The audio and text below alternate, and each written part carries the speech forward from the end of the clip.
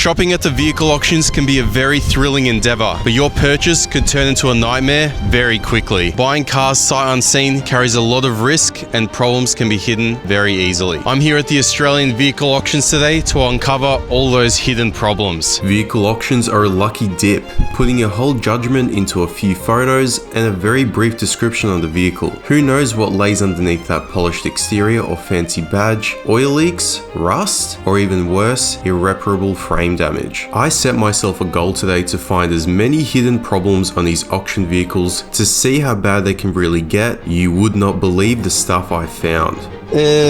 What is going on here? Anyways, let's get into it.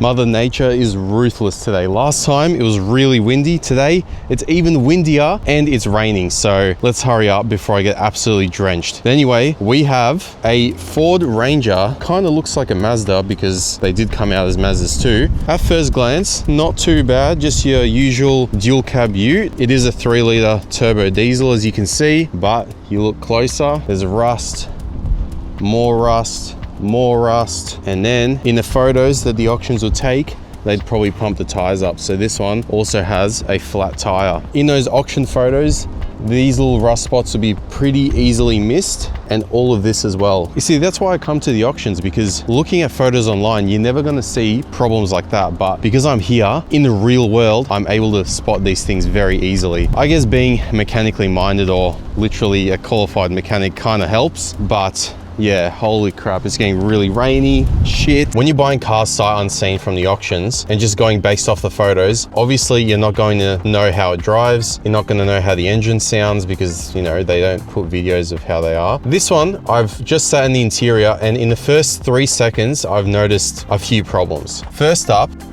the play in the steering wheel. This car is not on, which means the power steering isn't going. This is just the mechanical play in the steering. It shouldn't be like that. It has a few Ks on it, but I've driven cars with twice the Ks this thing has. It has about 250,000 and they did not feel like this. Another thing I noticed, the gear shifter. This is in gear, by the way. I believe it's in first gear, yep. Second gear, third gear. These are all fixable problems, but when you're buying a car from the auctions, the price is usually a little bit cheaper than, you know, say if you were to buy it from Facebook Marketplace, because there's that risk factor involved, not necessarily just going somewhere and inspecting it, but there's a risk factor buying something online like this.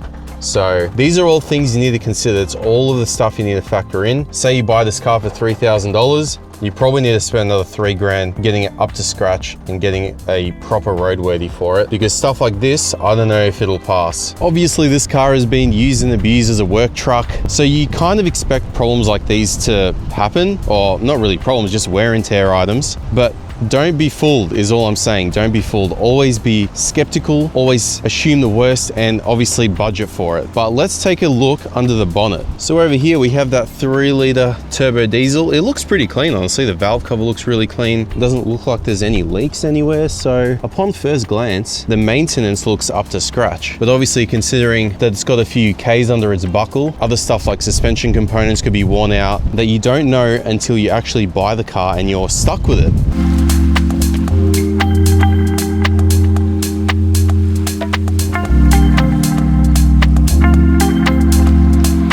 I've just come across this 300 series Land Cruiser. This car is practically brand new. What is it doing at an auction site? It makes you think, like, what are people trying to hide by sending them straight to the auctions? These are not only brand new, but they're also very popular. So why couldn't you just sell it to a dealer or sell it privately on car sales or marketplace? Let's take a look. So off the rip, it doesn't look like it has any physical damage. No misaligned panels, no rust anywhere. The windscreen's not broken. It looks like it has been replaced though. There you go, that's interesting. Aftermarket windscreen, no visible oil leaks, genuine Toyota tow bar. Oh no guys, we found rust.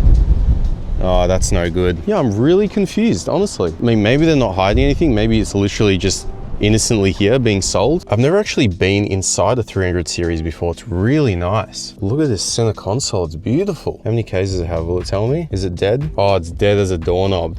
Not even the hazards work. You see? Who knows? Maybe it's got a bad alternator. Maybe it's been flooded and all the electricals are fried. The sticker, the service sticker, says it's due at 64 100,000 kilometers or June 2024. So it's overdue by over a year by time, but who knows how many kilometers it has. It could have well under that, so it's not too bad. Maybe this was a stolen recovered. It's all questions you need to ask yourself before you buy a car and go, wow, that looks really good, but you got to think, what are all the possibilities, you know? Oh, look at that. Oh, it's empty. This does raise a lot of questions though. Why is it dead? Has it been here for that long and no one's wanted it? Or is there something seriously wrong with it? Very interesting. Surely a $100,000 Land Cruiser has gas struts.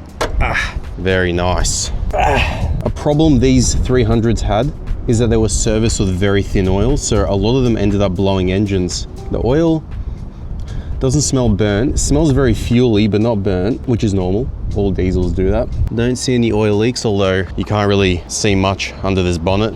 But yeah, nothing really sticks out. Very mysterious vehicle. Who's that?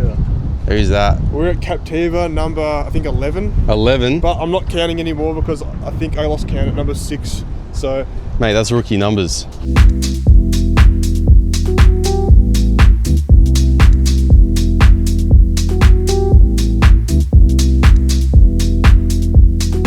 Luckily the rain's died off, but the wind is still very, very strong.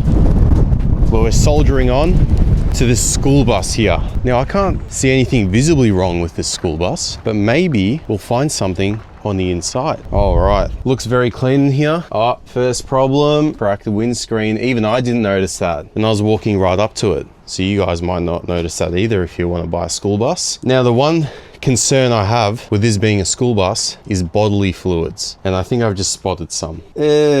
What is going on here? Yuck.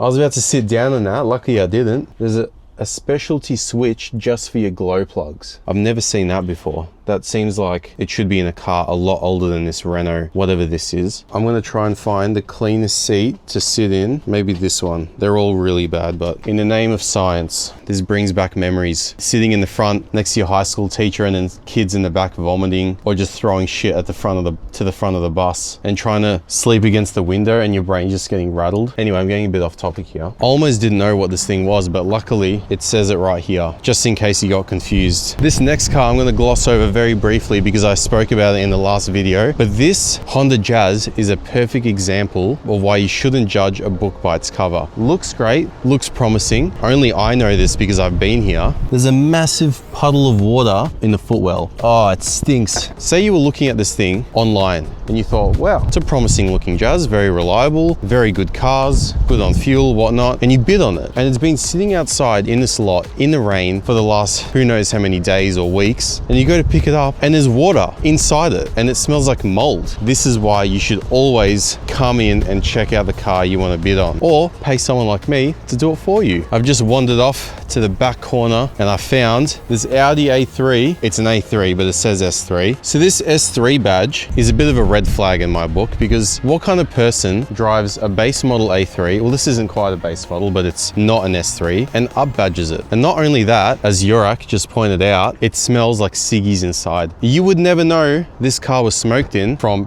pictures on the internet. This is very, very strong. You're gonna have a hard time trying to get this smell out of this car. You can see the remainder of the backy in here. Like anything that's fabric, the carpet, the headliner, it would all just be deep embedded in that shit. That's one thing you have to consider: smells. You're gonna spend 100% of your time in the car when you're driving. Fun fact. So you want to make sure that you're not buying something that smells like the previous owner. That's like the worst thing. And because it's an Audi, it's definitely worth having a look under the bonnet. So let's do that. So what we have here is the legendary CDH engine. And if you don't know much about these, they're good when they work, but they very rarely work. A few times that they will work, they burn oil, the timing chains rattle, and they have numerous other problems. But setting that aside, more questionable modifications. We've got a silicone pipe. I have a bad feeling about aftermarket oil filters on European cars unless it's made by the same manufacturer that the brand would use anyway. You always want to make sure that if you're buying a car like this, something that doesn't necessarily have a name for reliability, at least the previous owner has made sure to put nice quality parts on. And this doesn't inspire a lot of confidence.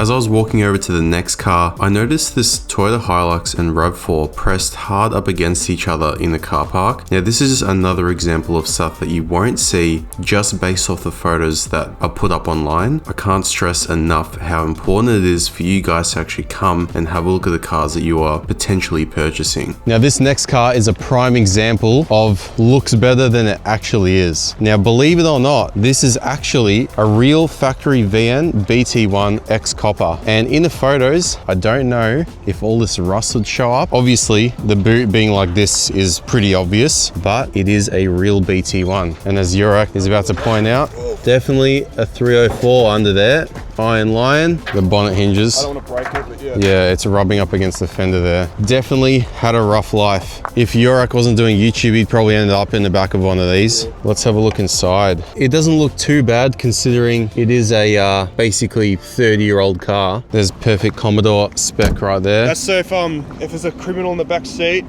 you can't just run up and do the old... Exactly, snatch them out. But in photos, I've actually seen this thing on the website, and in photos it doesn't look too bad, but when you come up close to it, you can definitely tell. I think it is worth saving. If you want to pour a bit of money into a factory VN BT1, this is the go right here. I'd buy it, but after seeing that they've left the windows down on a day like today, I'd be thinking twice about it. Yeah, 100%. Yeah, I don't know why the windows aren't up. These are all the things you need to consider when buying from the auctions, because you never know how these cars are treated when they're sitting out here waiting to be put up for sale.